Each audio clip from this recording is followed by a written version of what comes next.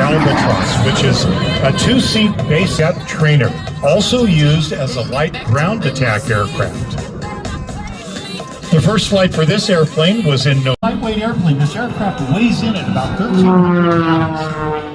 It's got more than 350 horsepower, a Lycoming engine in the nose with a lightweight carbon fiber 3-blade propeller.